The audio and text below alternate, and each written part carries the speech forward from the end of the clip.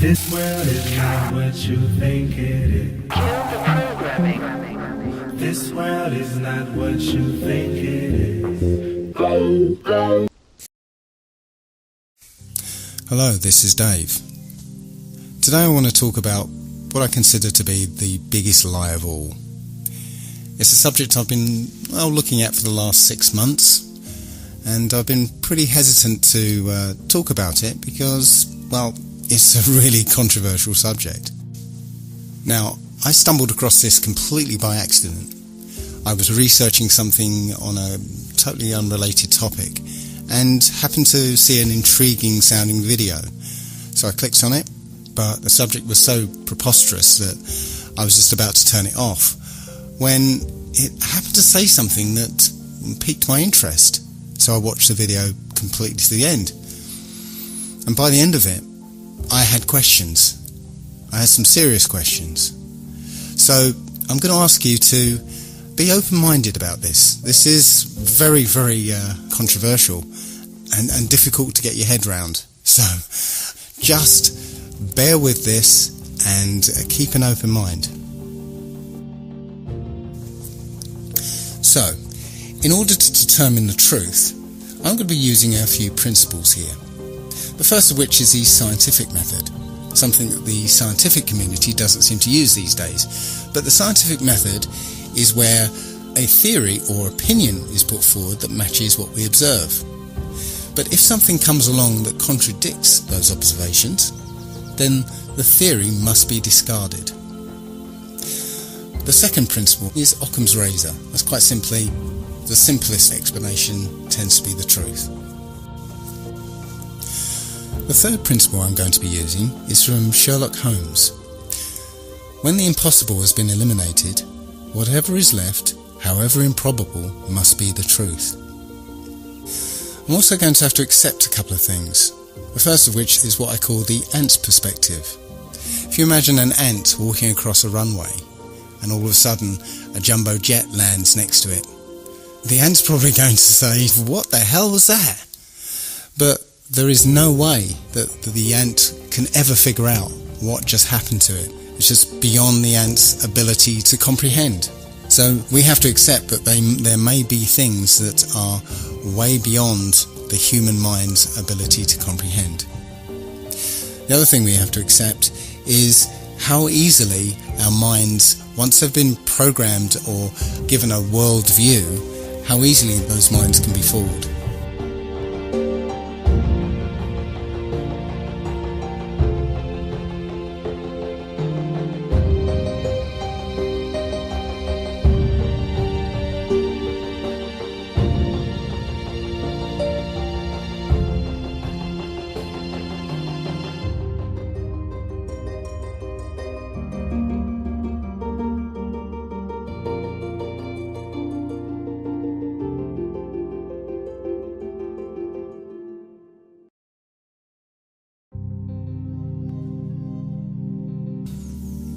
You started watching that video with a certain worldview. After all, you know what a room looks like. But those preconceptions caused you to ignore some of the subtle cues that would have given the game away, such as the black rectangle underneath the chair, or the difference in colour between the cups, or even the strange angles of the picture on the wall. You believed a visual lie because your worldview was so powerful that it blinded you to any evidence that contradicted it. The other thing I'd like to mention at this point is how easily we can be fooled by two-dimensional imagery. We've been trained and conditioned to suspend disbelief when we see certain two-dimensional imagery, such as photographs. A photograph is not reality. It's a photograph. And photographs can be altered and manipulated. Video is not reality. And here's some examples of that.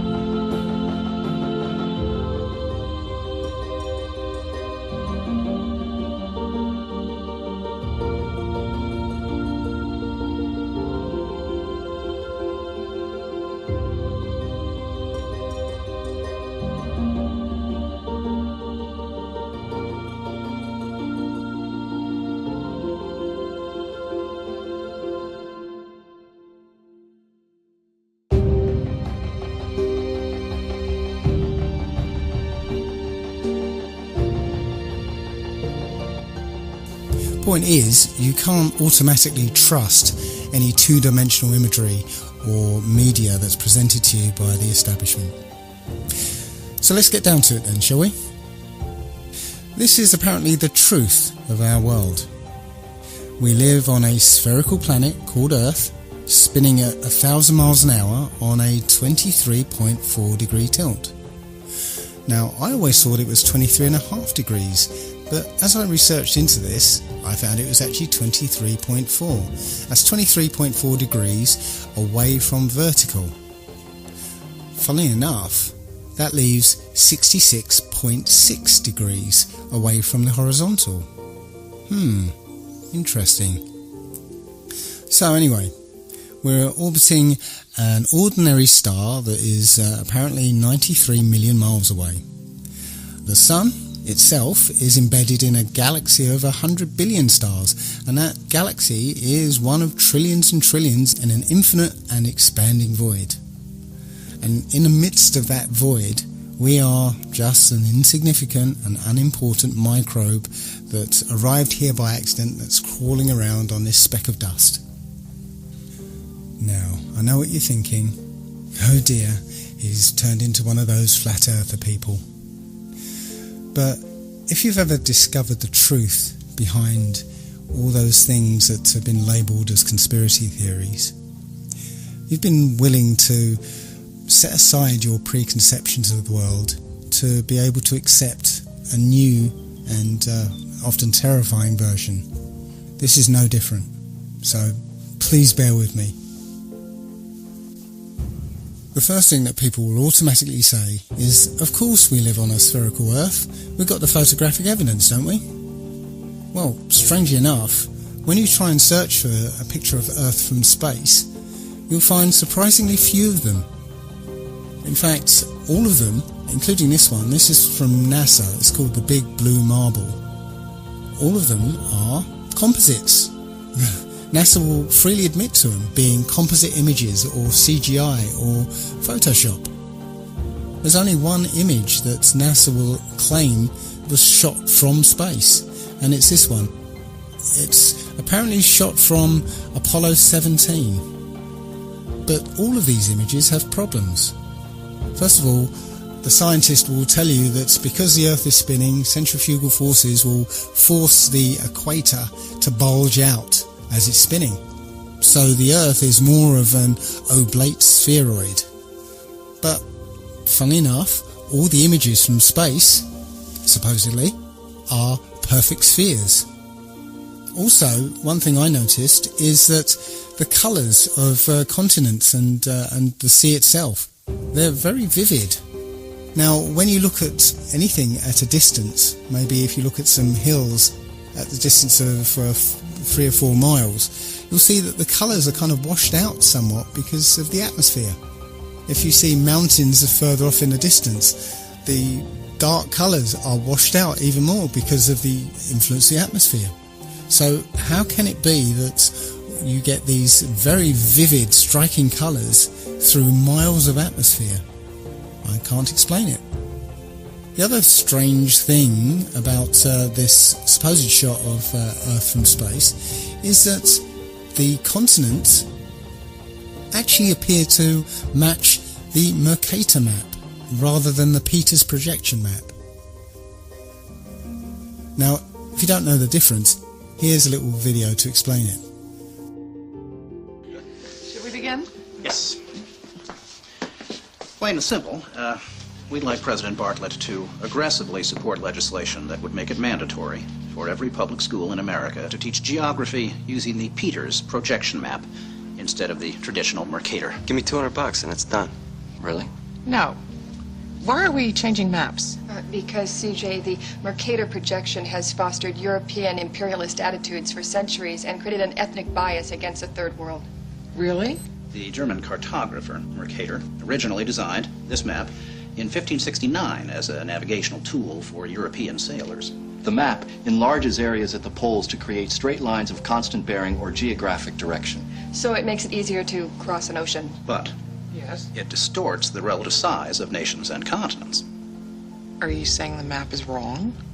Oh dear, yes. Look at Greenland, Okay. Now look at Africa. Okay. The two land masses appear to be roughly the same size. Yes. Would it blow your mind if I told you that Africa is in reality 14 times larger? Yes? Here we have Europe, drawn considerably larger than South America. When it's 6.9 million square miles, South America is almost double the size of Europe's 3.8 million. Alaska appears 3 times as large as Mexico, when Mexico is larger by 0.1 million square miles. Germany appears in the middle of the map when it's in the northernmost quarter of the Earth. Wait. Relative size is one thing, but you're telling me that Germany isn't where we think it is? Nothing's where you think it is. Where is it? I'm glad you asked. The Peters projection. It has fidelity of axis. Fidelity of position. East-west lines are parallel and intersect north-south axes at right angles. What the hell is that? It's where you've been living this whole time. Should we continue? Uh-huh.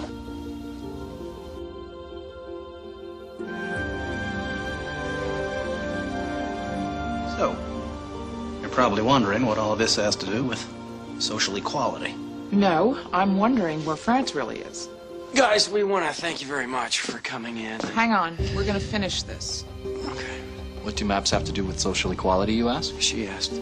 Salvatore Natoli of the National Council for Social Studies argues, in our society we unconsciously equate size with importance and even power.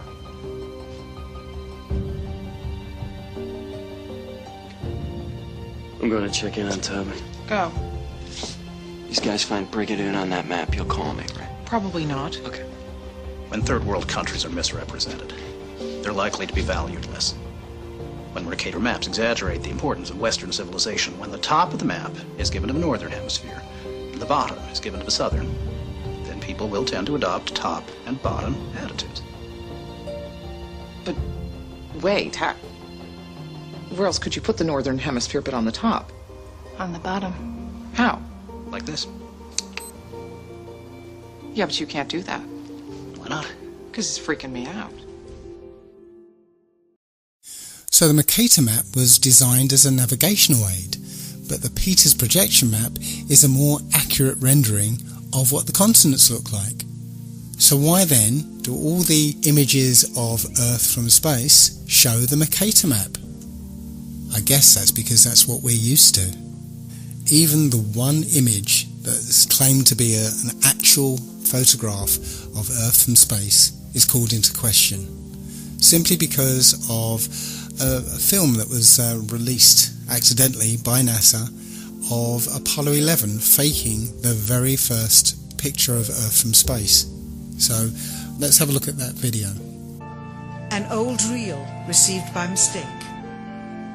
It contains the raw or unedited footage of the crew of Apollo 11, Michael Collins, Edwin Aldrin Jr. and Neil Armstrong, staging part of their mission for nearly an hour in living color, with exceptionally clear behind-the-scenes audio of conversations discussing the techniques used to achieve a disingenuous picture depicting the Earth at a distance, in order to falsely demonstrate their far journey from it and their ability to survive passing through the Van Allen radiation belts. It cannot be misconstrued that this staging was done for some other reason, for the reel itself is slated and dated July 18th, 19th and 20th, 1969, the very days of the mission when they were said to be approaching and achieving lunar orbit. Understand, too, that only about 20 seconds of this raw footage was ever broadcast to the public, and these conversations discussing their deception were believed to be private. Until now. Here they discuss that these television transmissions were in fact not broadcast live as everyone believed. They were first screened and edited for playback later. Roger, Neil. We just wanted a narrative such that we can, when we get to playback, we can sort of correlate what we're so much. Here they discuss the fact that they have turned out the lights and have blocked out sunlight from entering the spacecraft through the other windows, as to not cause any reflected light to fall onto the spacecraft's wall in the foreground. Okay, very good. Well, we shut out the sun coming in some of the other windows into the spacecraft, so it's looking through the number one window, and there isn't any reflected light. The reason this was done is so that the truth of the matter would not be revealed. It is this. Though the federal government would have you believe that this is a view of Earth from a distance out of the spacecraft's window as it nears the moon, it is not.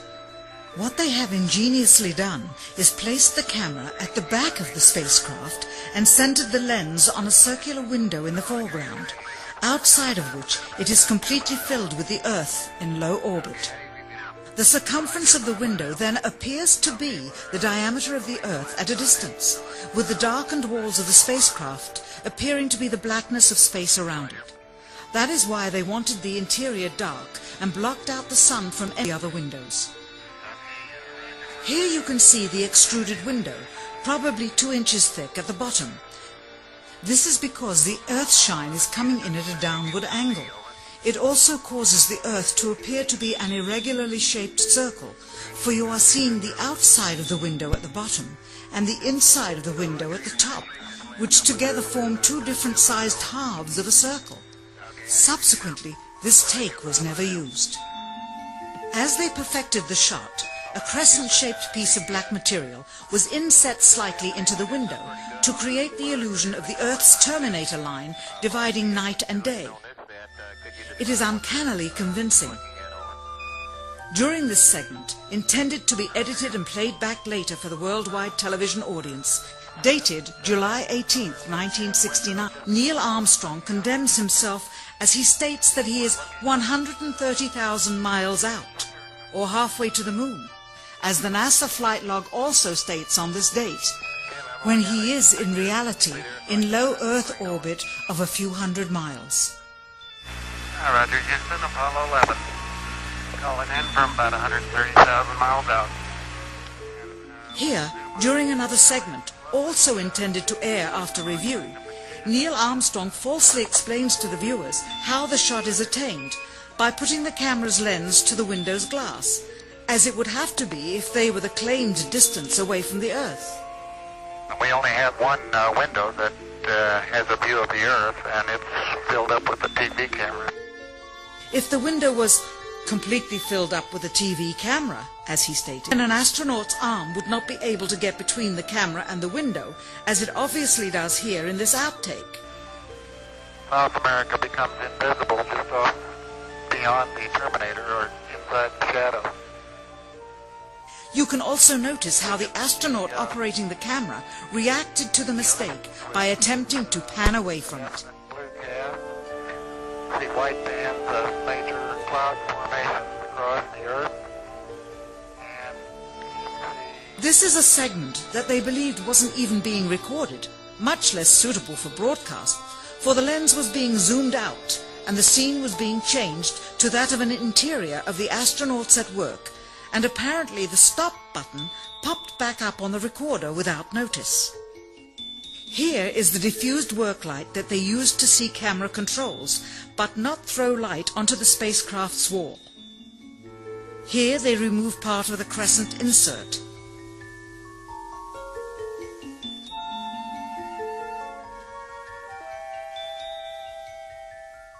Finally, the iris is opened up to see the real location of the camera and the very bright and near Earth out the window. Here is the slate for the 19th of July, and the same shot of trickery on the 19th of July, and then the 20th, and the same misleading shot on the 20th. Later that evening, they were said to be walking on the moon. How can this be when they were in Earth orbit only 9 hours earlier, and the moon is some 3 days' journey? And you can see the full sequence on a documentary called A Funny Thing Happened on the Way to the Moon. That's one that I highly recommend you have a look at. But as for photographic evidence of a globe Earth,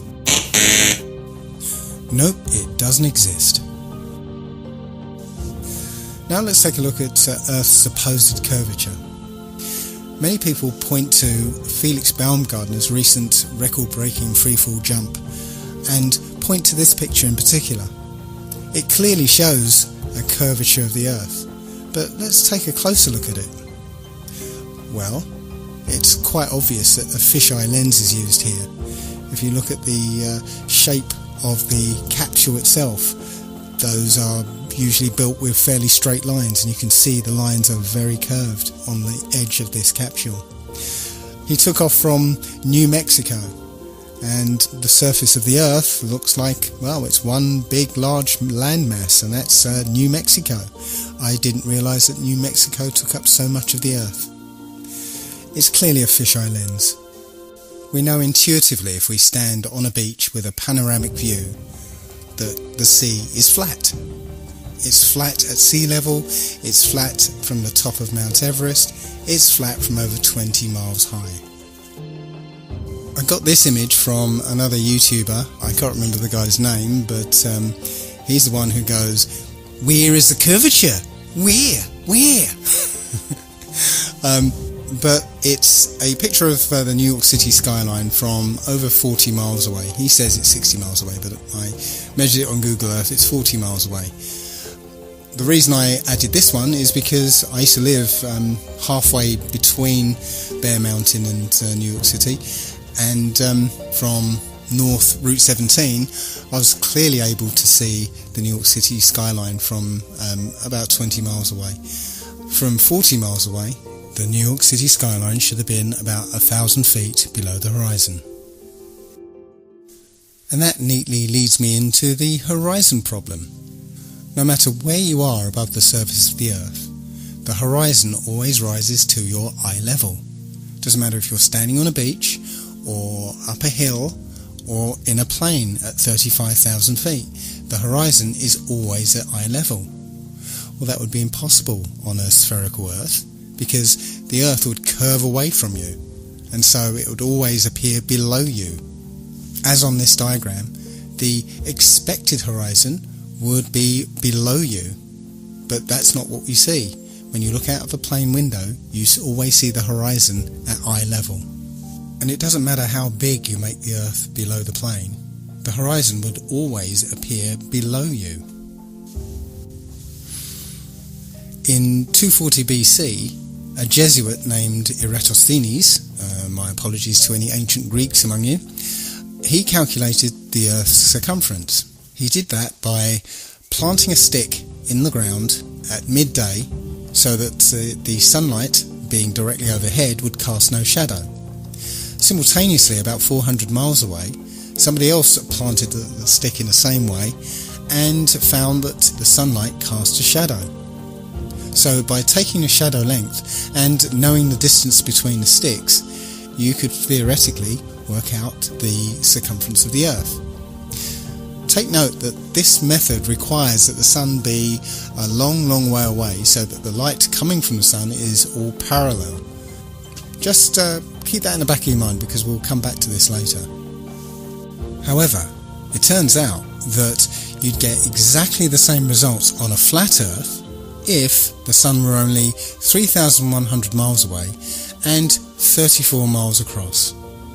Now, as crazy as that might sound, I just want you to keep that in the back of your mind, because we're going to come back to this as well.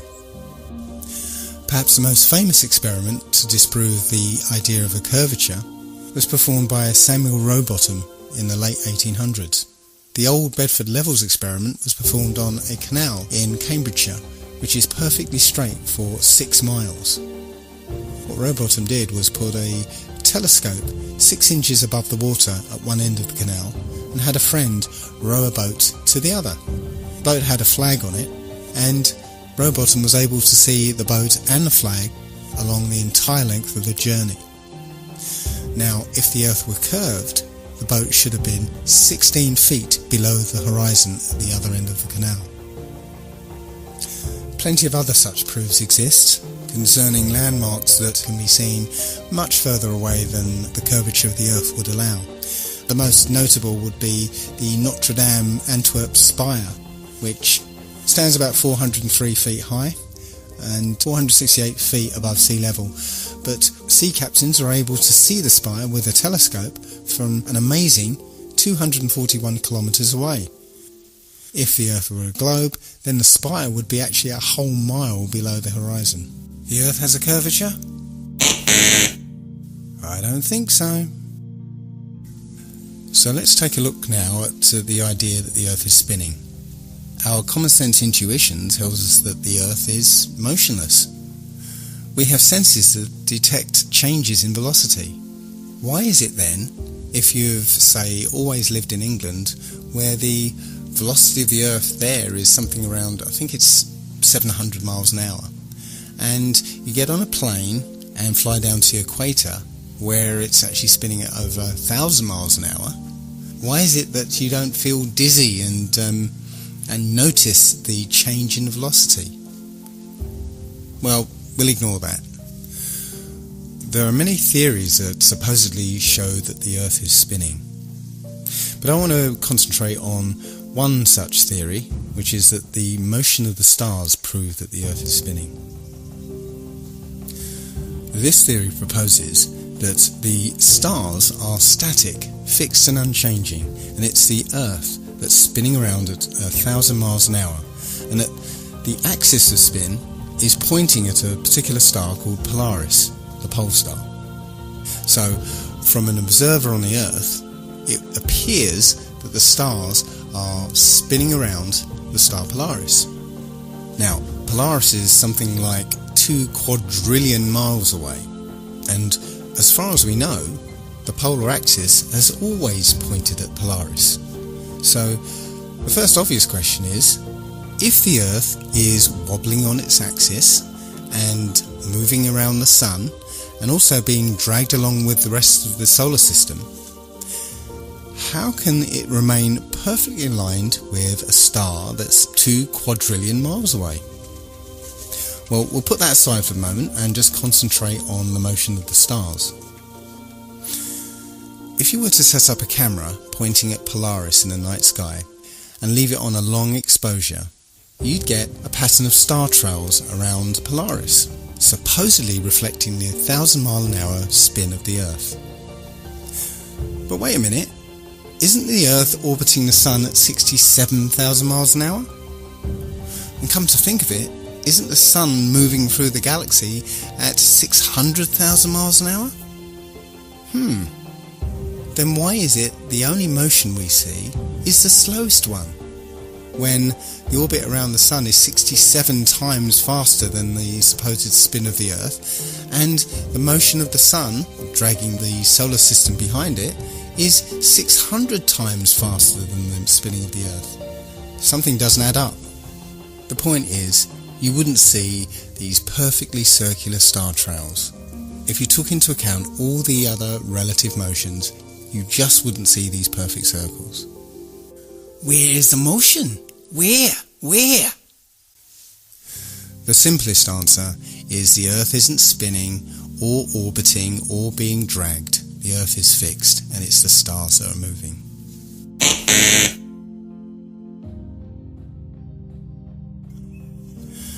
So now let's turn our attention to the Sun. What do you think is wrong with this picture? Any idea? Well, take a look at the angle of the rays. If the Sun was 93 million miles away, as I show in this diagram, well actually I can't really show 93 million miles to scale here, because if it was, the Earth would be probably in the next town. Point is that at that kind of distance, all the light rays from the Sun would be parallel near enough. And if you recall, Eratosthenes' calculation of the circumference of the Earth actually depends on the light being parallel from the Sun. So when the light shines through broken cloud, it would hit the ground parallel rather than at this kind of angle. So if you're able to measure the angle of the sun rays, you can basically, with a bit of simple geometry, figure out exactly how high the Sun is. And that turns out to be about 3,100 miles. And if you were going to try and hide this information, that the Sun is actually very close, perhaps you'd encode it in symbol. Does this look familiar? There are quite a few videos like this one, where people send up their video cameras on weather balloons. One thing to note is where you can see a hot spot on the clouds directly under the sun, like here. You see it? Directly under the sun is a hot spot. Now that would be impossible if the sun was 93 million miles away. But also note how the sun appears to move with the Earth. As the camera rocks about, you'll see the sun moving around with the Earth. Now again, if the sun was 93 million miles away, you wouldn't see that. Just like if you were on a speeding train, the trees next to the track will whiz past you, but the mountains in the distance would, well, they'd hardly move. And if the sun was behind those mountains, the sun wouldn't move at all. So just like in this diagram, you can see there's a sun a long way off and a sun that's directly above the kind of landscape. And as the camera is simulated to move here, you can see that the closer sun is moving with the simulated Earth here. But the one further away moves as if it was further away. You can see it hardly moves in relation to the Earth. Again, that's not what we see in these videos. The sun appears to be directly above the flat Earth. In the flat Earth model, the sun rotates around us and only appears to rise and set because of the way our vision works. We see in perspective. That is, the horizon is at our eye level, and as things recede from us, they tend to converge to the centre of that horizon line, to a place that's known as the vanishing point. Just as if you were standing at the end of a very long corridor, you would see that the walls would appear to converge. The floor would appear to rise up to meet the horizon, and the ceiling would also appear to move downwards. Of course, the walls and the ceiling are all parallel to each other, so they don't actually move anywhere, but it would just appear that way. And anything that lies beyond the vanishing point is effectively invisible to us. It's beyond the limit of our vision. The clouds in this picture are all at the same height, but the further they are away from you, the lower down in the sky they appear to be. And similarly, the further away the cloud shadows are on the ground, the higher up they appear to be. Now, try and watch the following video without the preconception that the sun rises and sets, but rather moves closer to you and then moves further away.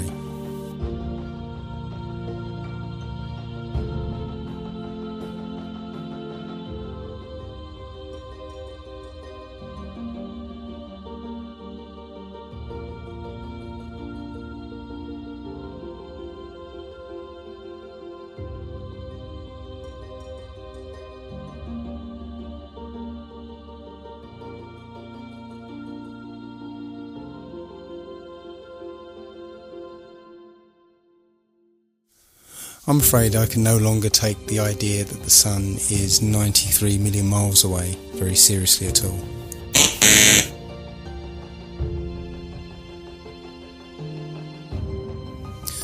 So now let's turn our attention to the moon.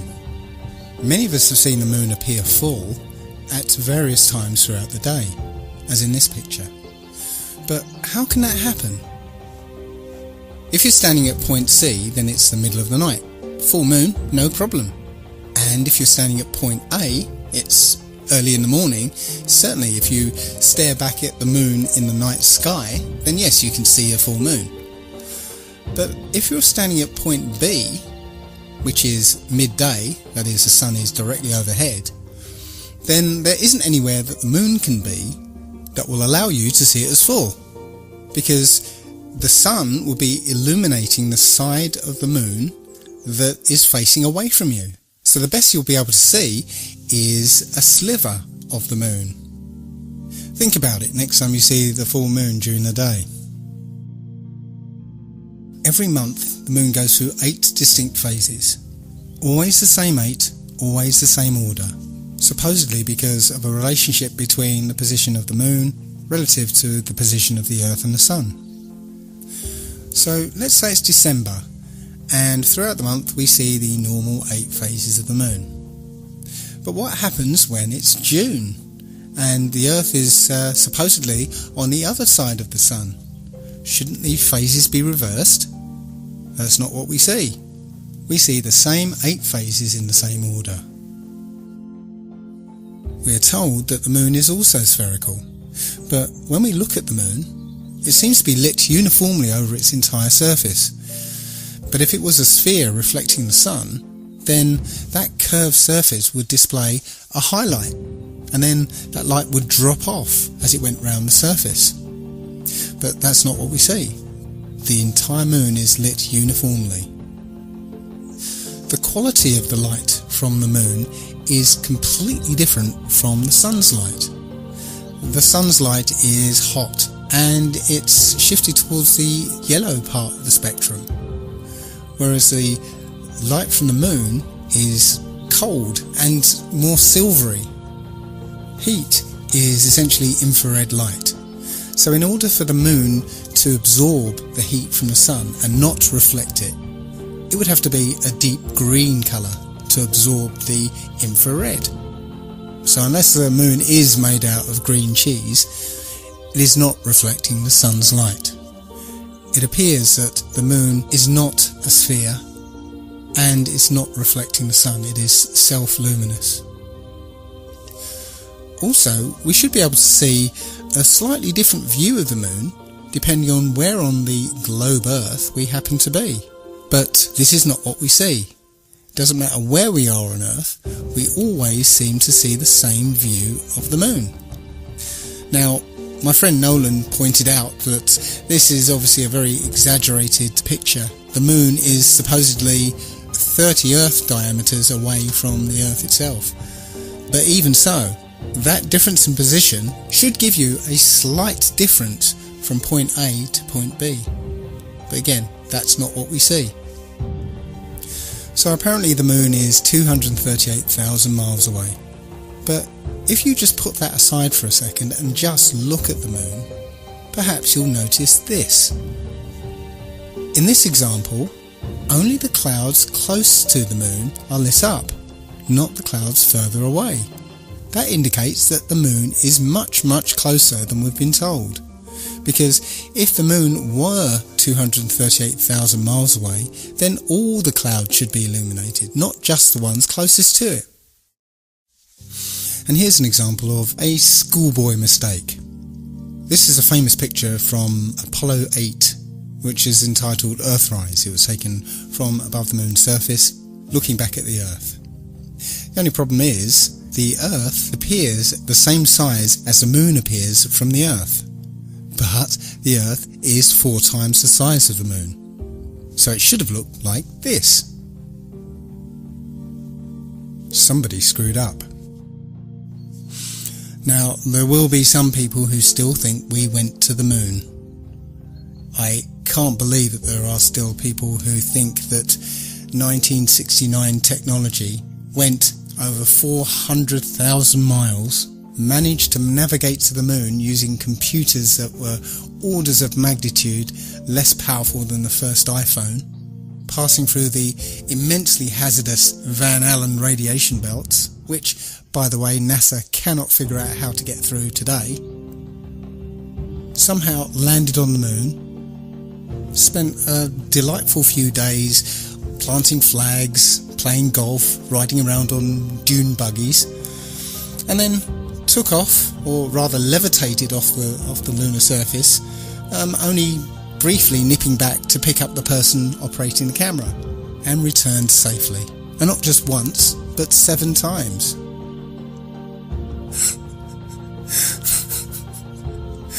It's a fantasy. The whole thing is a fantasy. Everything you saw supposedly on the moon was in a soundstage using Stanley Kubrick's perfected front projection technology.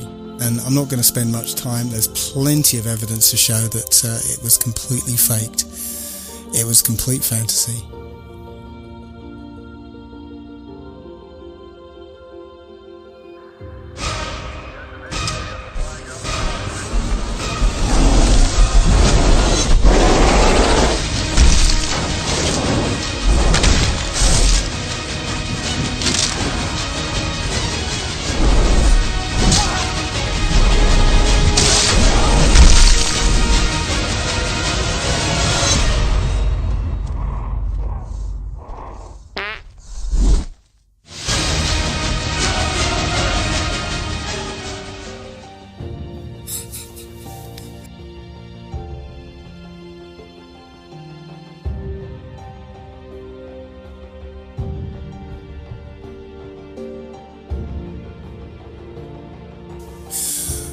So, despite the Apollo moon hoax, there are people who still believe that man is in space, and we have all sorts of space vehicles and satellites and space stations up there.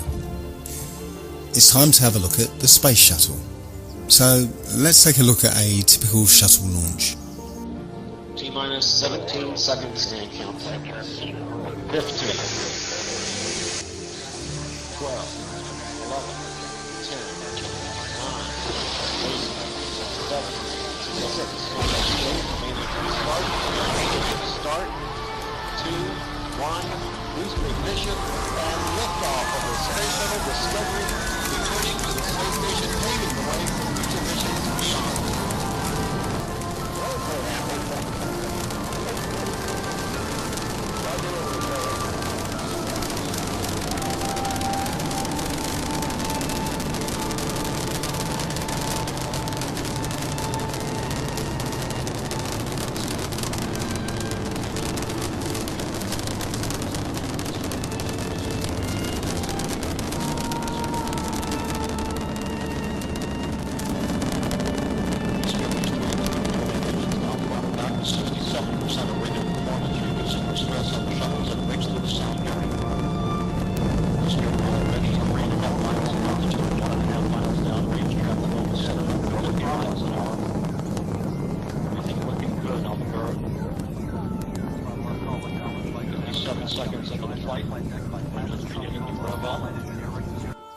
Now, I'd like to stop it there for a moment because I'd like to draw your attention to the shuttle's trajectory.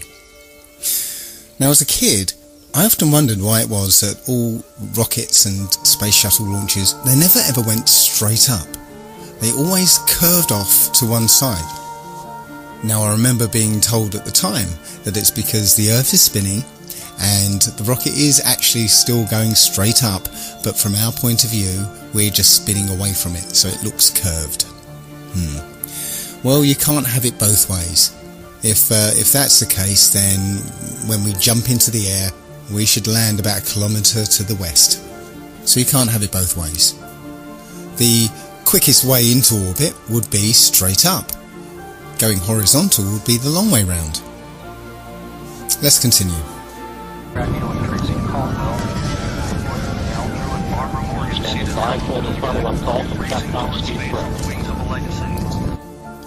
Okay, at this point, the shuttle is horizontal. That is, it's not getting any higher, it's simply travelling horizontally along the ground. And as you'll see in a few seconds, when the booster rockets separate, they still fall to the ground under the influence of so-called gravity. Go and throttle up. Go and throttle up. Throttle up, throttle down like Commander Steve Lindsay.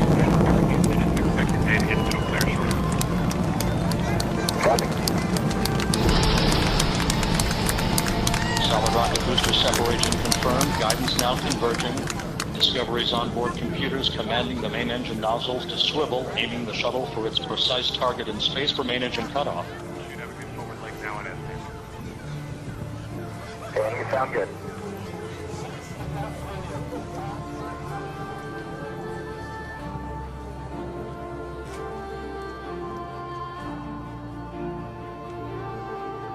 Discovery Houston, negative return. Copy, negative return.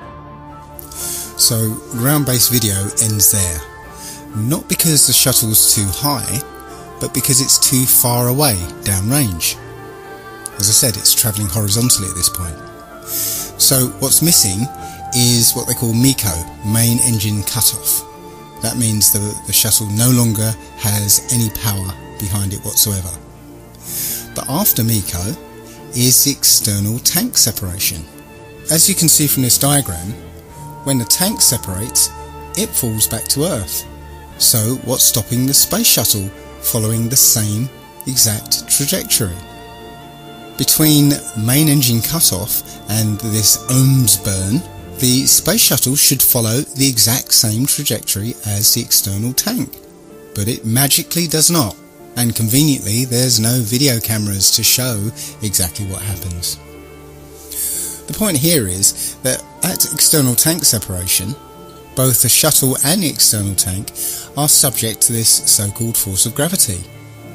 Neither the shuttle or the external tank are in space. And yet they want us to believe that there is an orbital manoeuvring system which is capable of blasting the shuttle from this point, which is still in the Earth's atmosphere, into orbit. Well, the clue is in the name of the thing: orbital manoeuvring system, not orbital insertion system. Where's the fuel for this? There isn't an external tank anymore, so there isn't enough fuel to blast this shuttle into orbit, even from this height. And on the subject of height, where does space actually begin? In this shot, the space shuttle is supposedly in space because the cargo bay doors are open. But you can see the features on the ground in great detail. In fact, you'd be hard pressed to see such detail from a passenger jet at 35,000 feet. Look, you can see roads and rivers and individual fields. Anyway, once the shuttle's completed its mission, it's now a glider. So let's have a look at a video of a glider landing.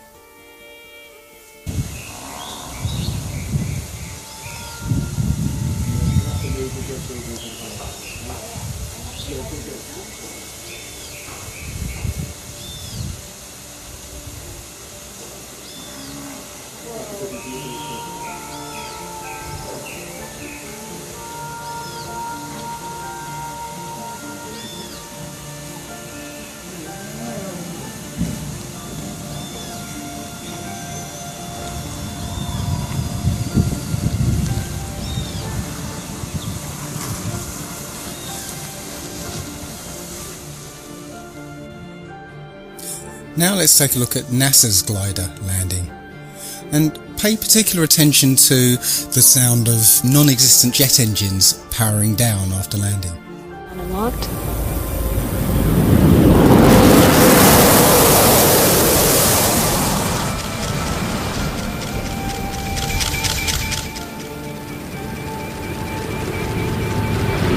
Main gear touchdown.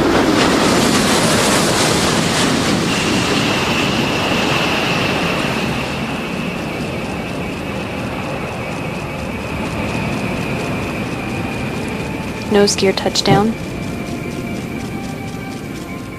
Deploying of the drag chute to delayed to assess the conditions of the crosswinds on the orbiter as it rolls out on the runway.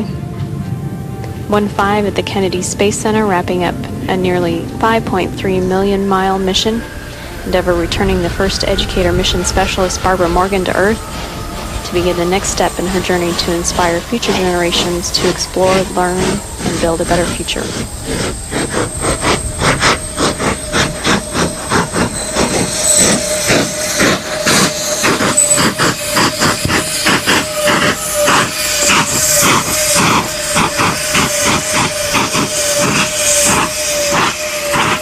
Houston, Endeavour, wheel stop.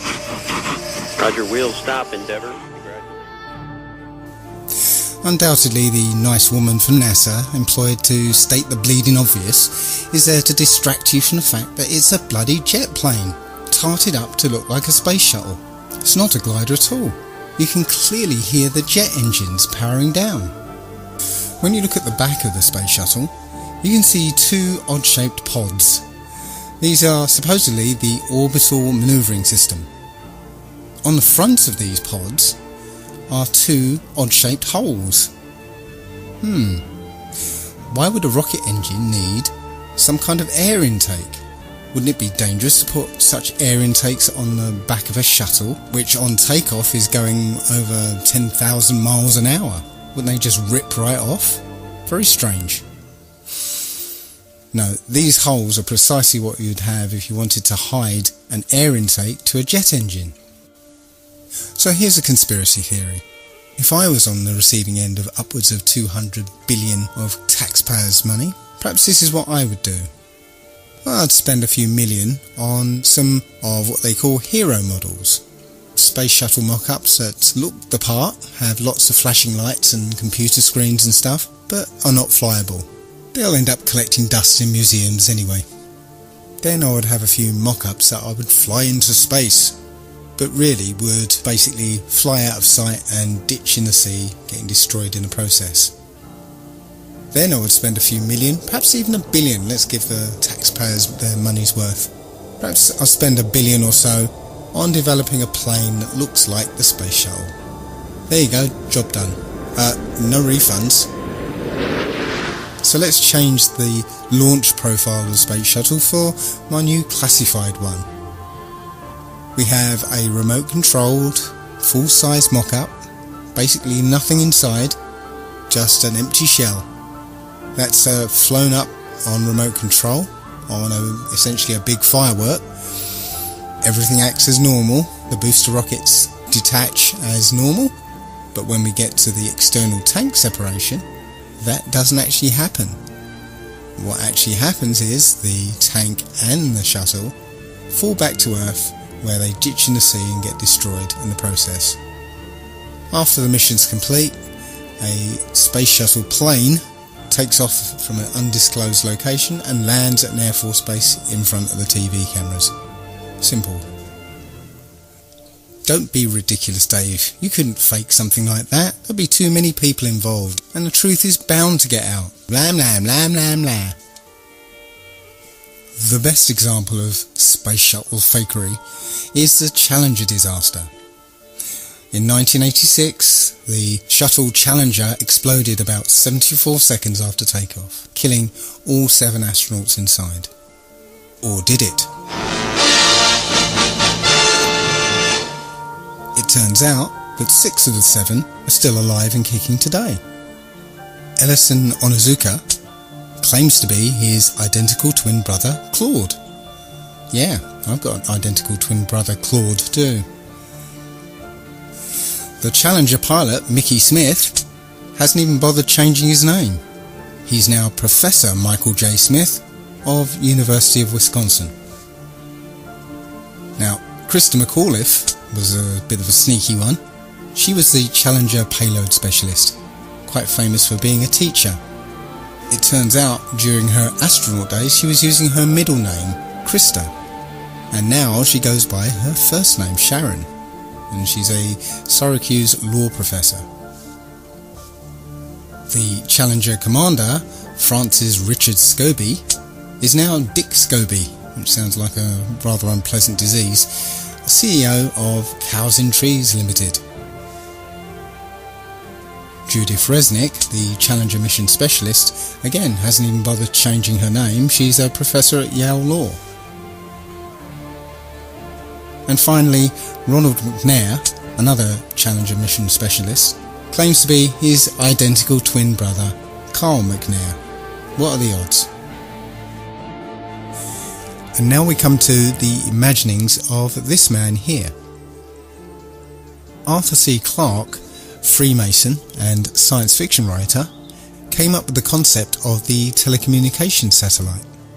And several years later, we have thousands of telecommunications satellites supposedly spinning around the planet.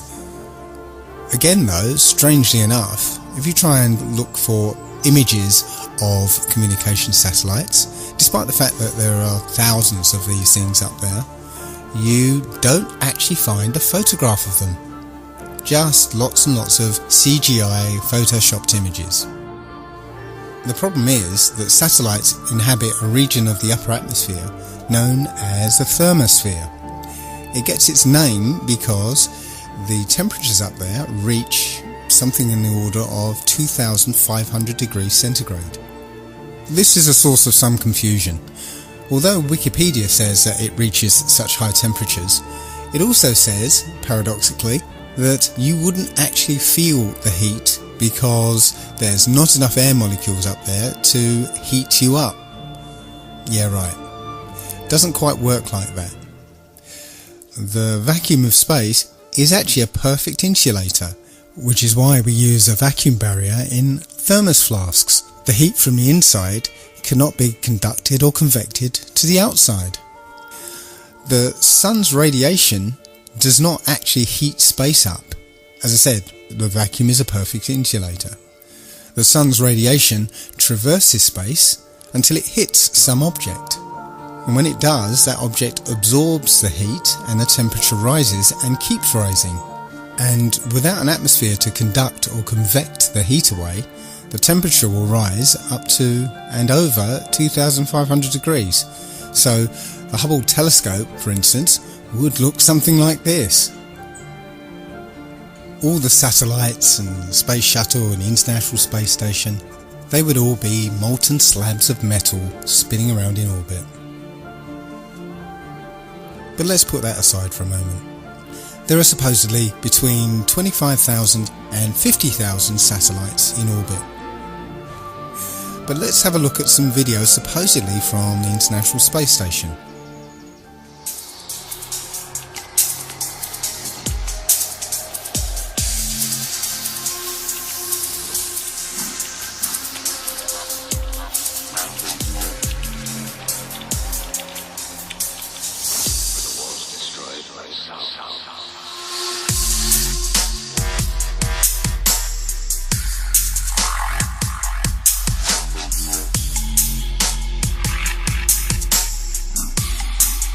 Can you see any one of these 26,000 to 50,000 satellites? I can't.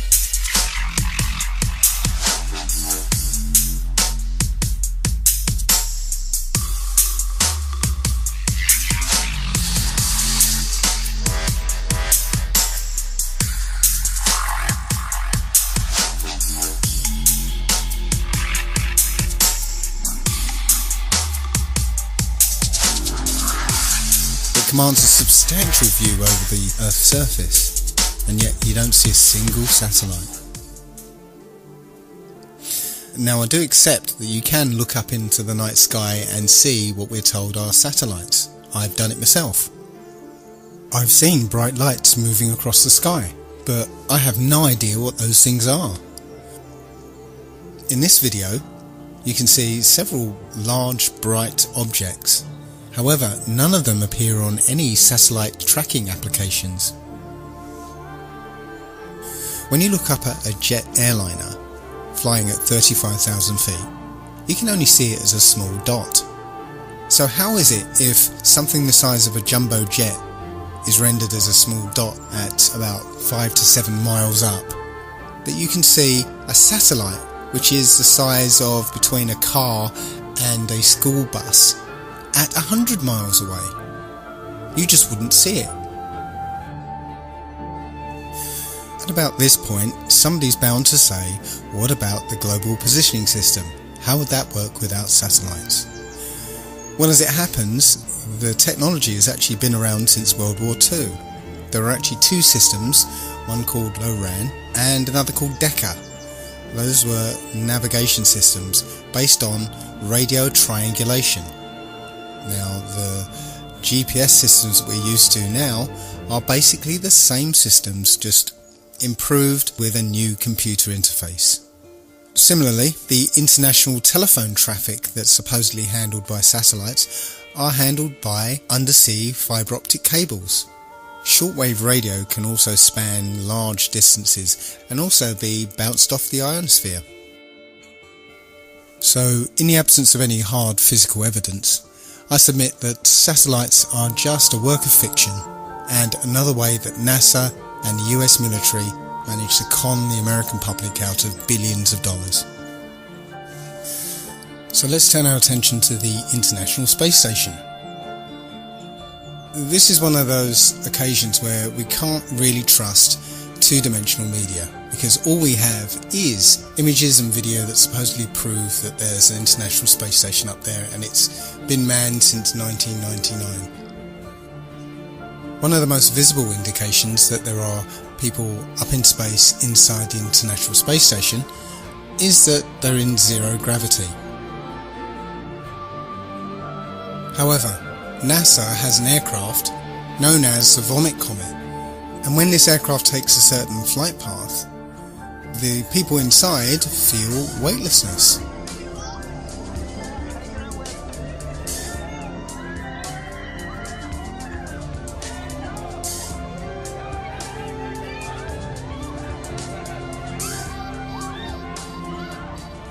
So it's almost certain that NASA has an aircraft fitted out to look like the International Space Station's interior.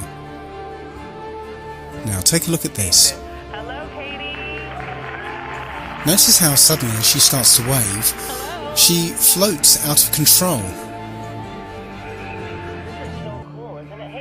Welcome aboard the space station.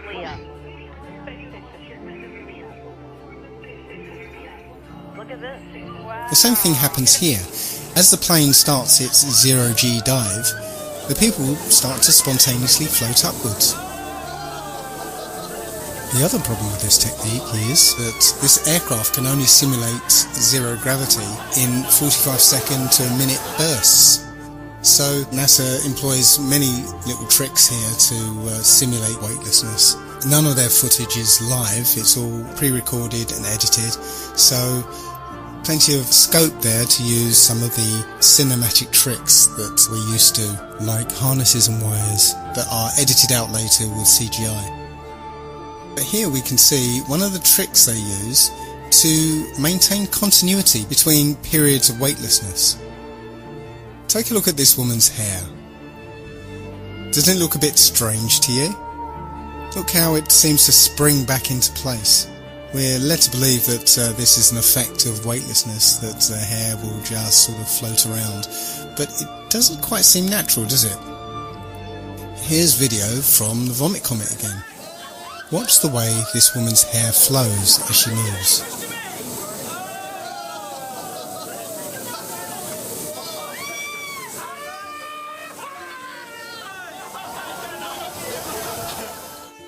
Seems quite obvious now that this is some kind of perm or hairspray, so that between periods of weightlessness we get that visual continuity.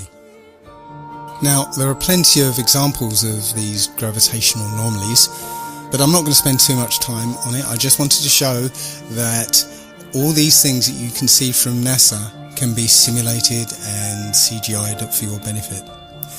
They don't seem to do any real scientific experiments up there. The effort seems to be just to get you to believe that they're there. That's it. There are also plenty of anomalies when you look at spacewalks. For footage of spacewalks on the exterior of the International Space Station, NASA will freely admit they have a huge swimming pool called the Neutral Buoyancy Lab, where they train their astronauts. And within this huge swimming pool, they have a mock-up of the exterior of the International Space Station. I'm going to show you a video from a YouTuber called Jungle Surfer, who's done the best expose of spacewalking anomalies. Another aspect of the illusion of space travel is spacewalks. These are faked inside a swimming pool. It's a custom-built swimming pool, and that's a great way to fake zero gravity. About 6 months ago, in 2013, a gallon of water leaked into one of their spacesuits in a matter of seconds. NASA doesn't really have a proper explanation for how on earth this could have happened. There shouldn't be water leaking into someone's helmet and a person almost drowning in space. How can you drown in space? They now wear snorkels to make sure that they don't drown in space. How can this be happening? A snorkel in space?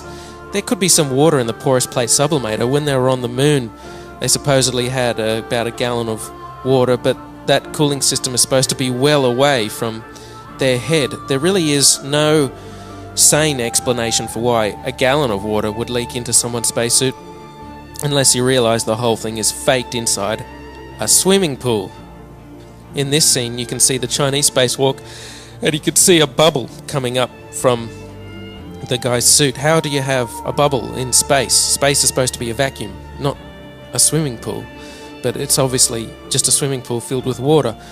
Obviously there would be some equipment that they could only fix from the outside, but a lot of these spacewalks, it seems like equipment they easily could have configured to be accessible from the inside of the International Space Station. It seems more like an excuse to get out and show their other space trick, which is the faking of spacewalks in a swimming pool. In this vid, you catch a glimpse of someone wearing a scuba tank. Scuba tanks in space? Snorkels and scuba tanks in space? They act like a spacewalk is just a walk in the park, like there's very little danger involved at all. They're looking through the spacesuits. Oh, here's a spacesuit, we're going to go for a spacewalk. As if there's no danger at all, like they don't care.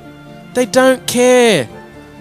They don't act like they're in a life-threatening situation, like they could die at any second, even though they can't. So you would think to preserve their life they would want to minimize the amount of spacewalking that they did. But there seems to be an abundance of equipment on the outside of the International Space Station that constantly requires repairing, which makes for a good TV spectacle and is inspired by movies like Sandra Bullock's Gravity. And after Gravity came out, they of course had to do another spacewalk to fix some emergency, some piece of equipment that their lives depend on that amazingly they can fix every time. But you know what? Thanks to the genius of the engineers at NASA, they employ snorkels in space now, so that should stop them from drowning. Finally, I'm going to leave the last word to one of the astronauts themselves, when he made a tiny little slip-up during a question and answer session. Take note of his body language after he makes his mistake. Hello, my name is Bailey. This question is for Chris. What was high school like for you?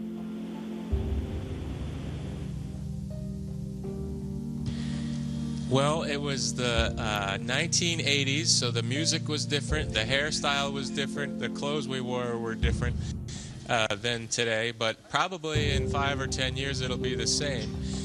And in school, I was just like you, probably all of you there. I tried my best. I didn't always succeed, didn't always do well, but I put my best effort into school. Math and science were kind of my favorite subject. I didn't really like English and reading too much, but I've since grown out of that and I enjoy reading now. And I played a lot of sports. And all of that happened in a little town called York, Maine, across the United States from where we're talking to you right now. Whoops. Called York, Maine, across the United States from where we're talking to you right now. Hello, my name is Steve Owen. I'm a teacher here at Riverside Prep.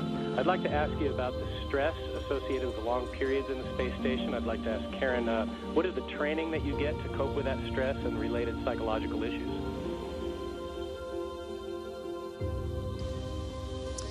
Well, for psychological issues, actually, when we are selected as astronauts, we go through quite a vigorous psychological screening process. You certainly don't want somebody who comes up here and has a breakdown or is claustrophobic. But also, we have, well, like Chris's background as a Navy SEAL and Luca's background as a test pilot clearly prepare them for high-stress situations. I could also argue that going through the process of getting a PhD can be a high-stress thing as well. And so, generally, when people get to the point where they're applying for this job, they've been through several things in their life that are high stress and have proven that they can handle. Humans in space? I'm not even sure there is such a thing as space anymore. So, could the Earth really be flat? Most people, when they think of a flat Earth, immediately think, what happens when you get to the edge? Well, the flat Earth model is a flat circular disk with a north magnetic pole in the centre, and all the continents are laid out around it. On the edge of this disk is a wall of ice, and we call it Antarctica. There is no South Pole. That's why you can't fall off the flat Earth.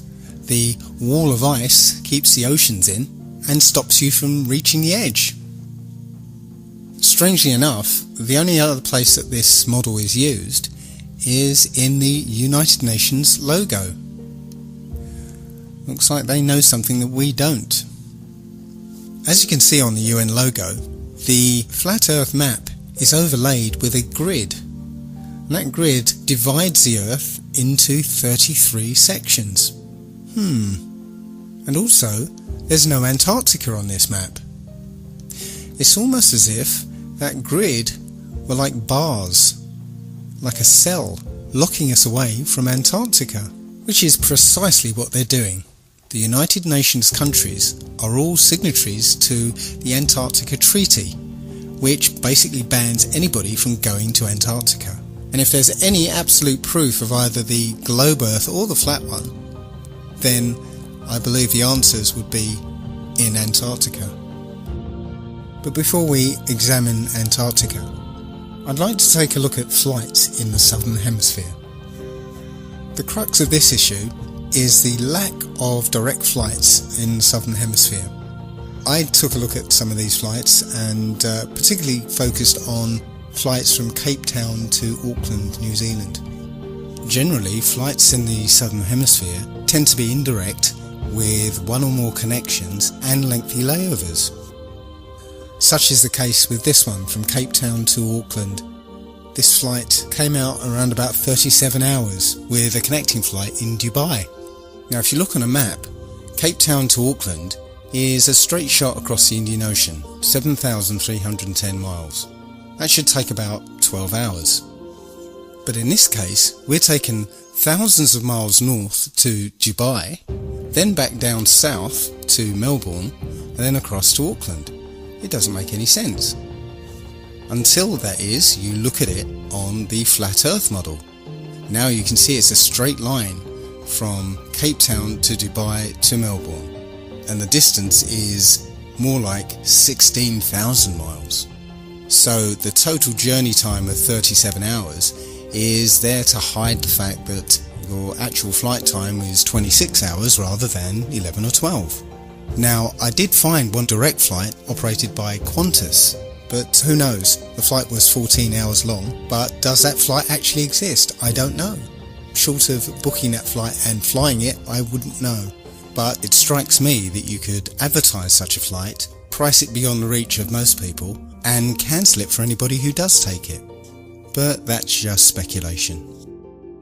Now, the GPS system would obviously show up any anomalies in the flight plan, but it seems they've found a very simple way of getting around that problem, and that is switching off GPS tracking for all flights in the Southern Hemisphere. Now, this is an image from Flight Tracker, and you can see straight off that in the Northern Hemisphere you'll see planes over the ocean, but there are none in the Southern Hemisphere.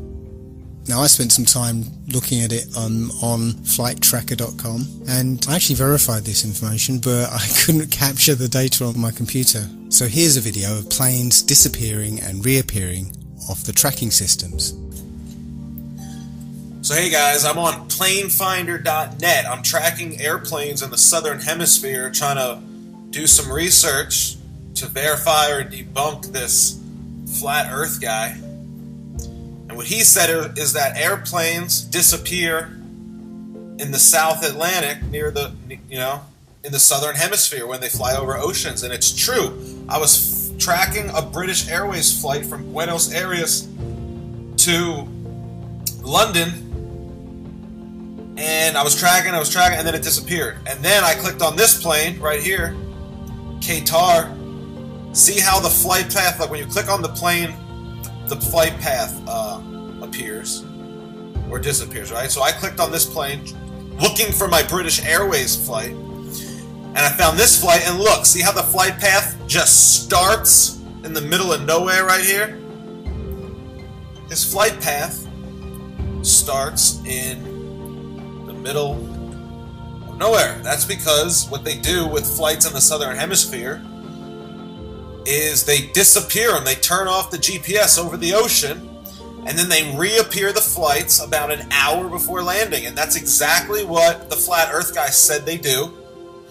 And that's exactly what they're doing. This guy's going to Rome. Okay.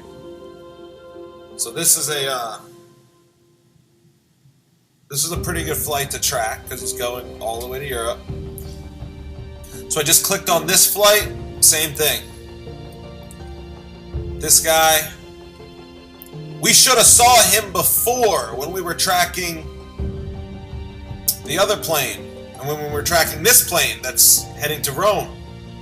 But this guy, when when we were tracking the plane headed to Rome, he wasn't even on the map. He's coming from Abu Dhabi. It's in the Middle East. He's been in the air for what, 12, 13, 14, 15 hours? He's been in the air for 7,000 miles, and we're just picking him up right here. We're just picking him up in the middle of nowhere. Look, they disappeared the flight over the entire ocean, and they're reappearing it for landing about an hour before landing. Think about it. He's got 500 miles to go. It's about an hour before landing, just like the Flat Earth guy said. I mean, take a look at what this guy's flight path should look like on a Flat Earth model. This stuff's crazy. You have to look into this for yourselves. Don't pretend like you know everything, because you only know what you've been taught, and we know that the stuff we've been taught was a bunch of bullshit. So we need to question everything. Question everything, but don't believe everything. Question everything. There's a big difference. Now, I know a lot of this evidence seems circumstantial, but there are many flights in the southern hemisphere that have stopovers in seemingly nonsensical places that only make sense on a flat Earth. Santiago, Chile to Auckland, for instance, stops over in Los Angeles. Nonsensical on a globe makes perfect sense on a flat Earth. And the only way to verify these flight paths just happens to be switched off for all southern hemisphere flights. Circumstantial, I'll grant you, but compelling nonetheless. So let's take a close look at Antarctica.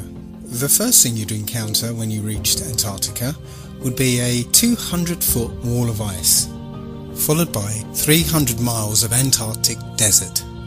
No life, no vegetation, and temperatures that drop to minus 100 degrees centigrade. And if you manage to survive that, then you encounter a mountain range 2 miles high. Those mountains are called the Rockefeller Mountains, and at the top is the Rockefeller Plateau. Interesting. And beyond that, nobody knows what's there. Apart from maybe one man, Richard E. Byrd. Admiral Byrd led 3 expeditions down to Antarctica. Now, the last 2 weren't just expeditions, they were military operations. Operation High Jump and Operation Deep Freeze. And here's Admiral Byrd explaining what he found down there. Admiral Byrd, our guest tonight, is not only our greatest living explorer, but he's been an inspiration to countless Americans. Admiral Byrd, you've been to both the North Pole and the South Pole. Is there any unexplored land left on this Earth? Yes, there is. But strangely enough, there's left in the world today an area as big as the United States that's never been seen by a human being. And that's beyond the pole on the other side of the South Pole from Middle America. And I think it's quite astonishing that there should be an area as big as that unexplored. That's a tremendous So challenge. there's a lot of adventure left down at the bottom of the world. Why this interest in the bottom of the world? Nobody living down there, is there? It happens to be an untouched reservoir of natural resources. What are they? What are the natural resources there? Well, we've found enough of coal within 180 miles of the South Pole in a great ridge of mountains that's not covered with snow, enough to supply the whole world for quite a while.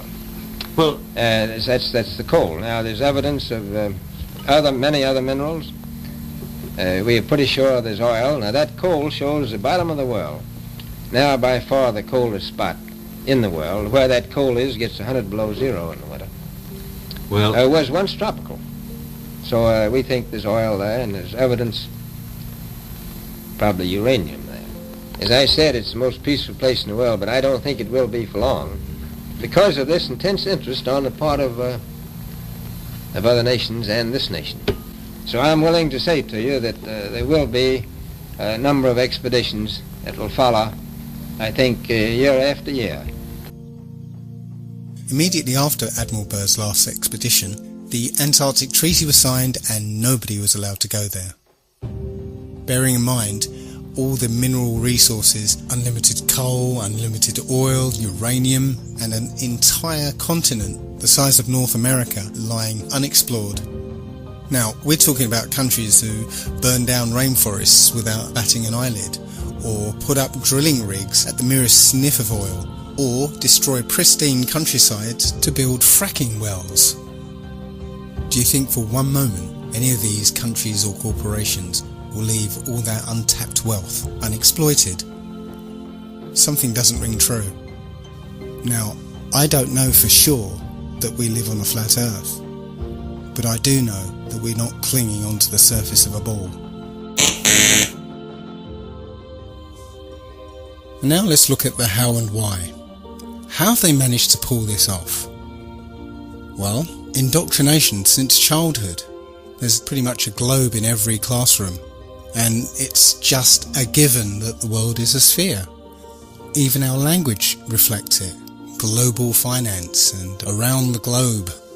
And when we're taught things in childhood and everything we look at supports that view, then we rarely go back and re-examine it. But far and away the main basis of our belief is the supposed history of our scientific endeavour. What most people don't realise is that all the characters in this story are all actors in the same club. As George Carlin put it, it's a big club and you're not in it. Ptolemy, who first put forward the heliocentric model, was acknowledged as the first Mason. Copernicus was a Jesuit priest. Sir Isaac Newton was a Freemason. All the astronauts are Freemasons. So you can see how this lie could work if all these celebrated people are telling the same story. Another way we're programmed is by centralized and complete control over space information and access to space. That control is held by the space agencies around the world, NASA and RASA and the European Space Agency.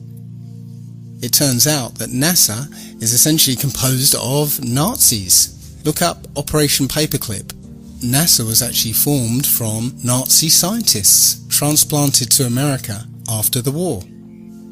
I need not remind most people that the Nazi approach to propaganda is if you tell a lie big enough and keep repeating it, people will eventually come to believe it.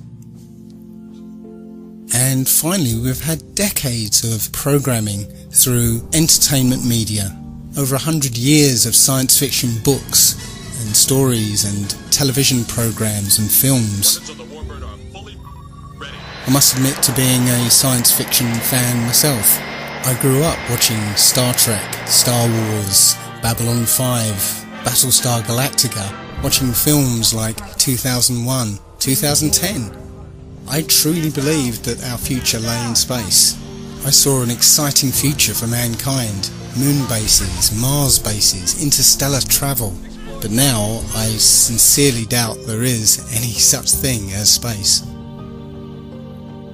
It turns out that the Bible had a very clear conception of what the Earth and the universe looks like. And that matches the flat Earth model more than it does the globe. And that only leaves why. Why have they done this? What's the point of this grand deception? I think Eric Dubay explains it best. Yeah, I mean, our eyes and experience tell us the Earth is flat and motionless, and everything in the sky revolves around us. But when we cease to believe our own eyes and experience, we have to prostrate ourselves at the feet of these very pseudo-scientists who are blinding us, treat them as experts, astronomical priests who have special knowledge only they can access, like the Hubble telescope. So by brainwashing us of something so gigantic and fundamental, it actually makes every other kind of lesser indoctrination a piece of cake. Earth being the flat, fixed center of the universe around which everything in the heavens revolves, gives a special importance and significance not only to Earth, but to us humans, the most intelligent among the intelligent designers' designs. By turning Earth into a spinning ball thrown around the sun and shot through infinite space from a godless Big Bang, they turn humanity into a random, meaningless, purposeless accident of a blind, dumb universe. So it's like trauma-based mind control, beating the divinity out of us with their mental manipulations. People are always asking, why do they do this? Other than the obvious profit margin motive, NASA being the biggest black budget black hole in existence, sucking in over $30 billion taxpayer money for the fake moon landings alone. Nowadays, hundreds of billions of dollars, and not just NASA, but RASA and all the other fake space organizations around the world giving CGI images for hundreds of billions of dollars. So this modern atheist Big Bang heliocentric globe Earth chance evolution paradigm spiritually controls humanity by removing God or any sort of intelligent design and replaces purposeful divine creation with haphazard random cosmic coincidence. And so by removing Earth from the motionless center of the universe, these Masons have moved us physically and metaphysically from a place of supreme importance to one of complete nihilistic indifference. If the Earth is the center of the universe, then the ideas of God, creation, and a purpose for human existence are resplendent. But if the Earth is just one of billions of planets revolving around billions of stars and billions of galaxies, then the ideas of God, creation, and a specific purpose for Earth and human existence become highly implausible. So by surreptitiously indoctrinating us into their scientific materialist sun worship, not only do we lose faith in anything beyond the material, we gain absolute faith in materiality, superficiality, status, selfishness, hedonism, and consumerism. If there's no God and everyone's just an accident, then all that really matters is me, me, me. So they've turned Madonna, the mother of God, into the material girl living in a material world. Their rich, powerful corporations with their slick sun cult logos sell us idols to worship, slowly taking over the world while we tacitly believe their science, vote for their politicians, buy their products, listen to their music, watch their movies, all sacrificing our souls at the altar of materialism. It's a big deception. I'd say it's the biggest cover-up and conspiracy in history. We've been completely deluded for 500 years.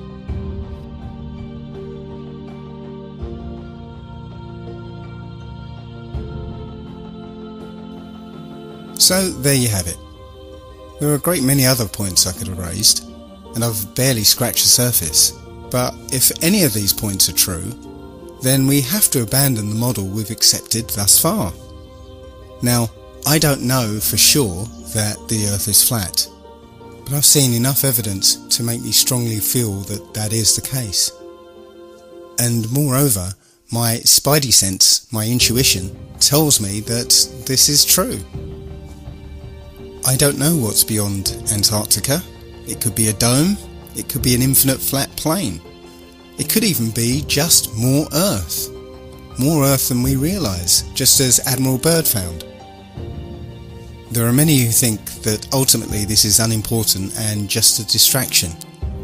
But I see this as one of the most important revelations we could ever have.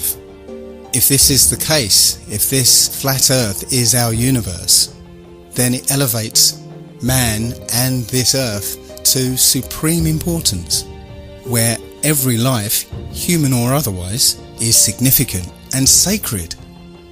And when we all realise that, then the world, the universe, changes.